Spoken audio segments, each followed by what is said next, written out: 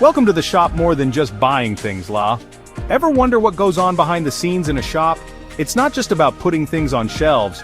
There is a whole big world working just to make sure that when you want your kaya toast spread or that new phone, it is there waiting for you. Retail, that's what we call this business of selling things to us, the customers. It looks simple from the outside, like an auntie selling you kopi at the hawker center, but actually it is super complex, more complicated than assembling IKEA furniture sometimes. So in this little write-up, we are going to pull back the curtain, peek behind the shelves, and see what really makes a retail store tick. Okay, let's talk about something called inventory management. Sounds very cheem, very complicated, right? But simply put, inventory is just all the products, all the barang that a store has to sell. Managing this inventory is one of the most important jobs in retail. If a store has too much stock, the items might expire, especially food, or go out of fashion, like clothes. Then the store loses money, cannot make profit. How? On the other hand, if the store has too little stock, that is also a big problem, you know. Imagine you go to your favorite bakery for that special pandan chiffon cake, the one you always buy on Saturdays. But then the auntie says, "Ah, sorry, habis already, sold out." You will feel quite disappointed, maybe even a bit frustrated, isn't it? You might even go to another bakery next time. So the store loses a sale, and maybe even a loyal customer. That is why getting the balance just right, not too much, not too little, is so crucial for any retail business. Have you ever wondered why the layout of a supermarket or department store is the way it is? Why are essential items like milk, eggs, or rice often placed right at the back of the store? It's not because the store manager likes to make us exercise more, although a bit of walking is good, La. There is a very clever reason behind this. When you have to walk all the way to the back to get your milk, you pass by many other aisles, many other products. And as you walk, something might catch your eye, maybe those new biscuits on promotion, or that special offer for your favorite brand of coffee.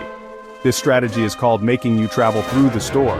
The more you see, the more chances there are that you will pick up something extra, something you didn't initially plan to buy.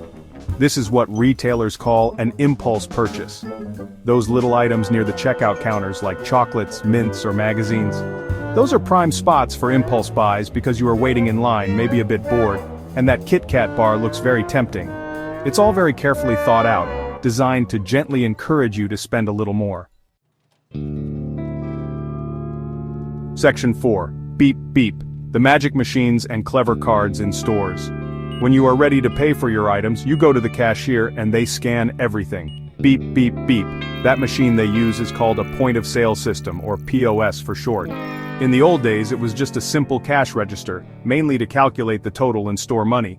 But today's POS systems are like mini computers, very powerful ones. They do much more than just process your payment. They are a critical part of modern retail operations, connecting many different aspects of the business together in a seamless way. These modern POS systems are linked to the store's inventory management system, which we talked about earlier, so every time an item is scanned and sold, the system automatically updates the stock levels. This helps the store know in real time what's selling well, what's running low, and when to reorder.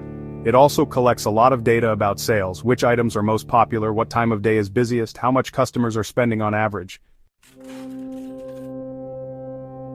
Section 5. Real store versus click store shopping then and now. For a long time, if you wanted to buy something, you had to go to a physical shop, what we call a brick-and-mortar store. You walk in, you look around, you can touch the fabric of a shirt, you can smell the fresh bread, you can try on shoes to see if they fit. This experience is something many people still value. You can also talk to the sales staff, ask questions, and get immediate help or advice. For some purchases like a new sofa or a diamond ring, seeing and feeling the product in person is very important, cannot just buy online like that. Then came the internet, and with it, online shopping. Suddenly, you could buy almost anything from the comfort of your own home, using your computer or your phone. No need to travel, no need to find parking, no need to queue. Online stores are open 24/7, so you can shop at 3 a.m. in your pajamas if you want to. The variety is often much wider online too, because an online store doesn't have the same space limitations as a physical shop. You can easily compare prices from different sellers with just a few clicks. Section 6, sales, sales, sales. Why stores love seasons and special offers. You see it all the time, right? Great Singapore sale, CNY special, Deepavali deals, Christmas countdown. Retailers seem to have a sale or promotion for almost every occasion and every season.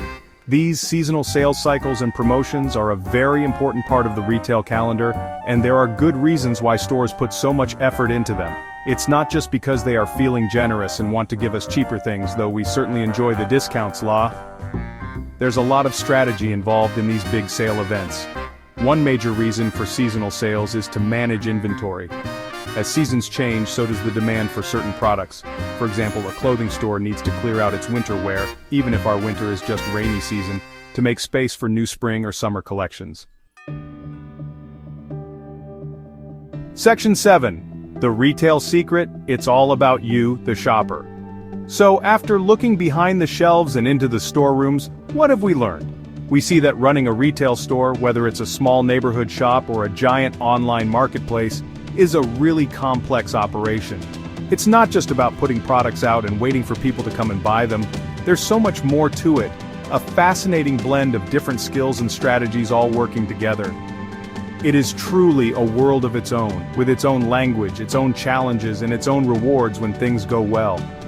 Ultimately, the big secret of great retail, if you can call it a secret, is that it's all about understanding and serving the customer. That's you.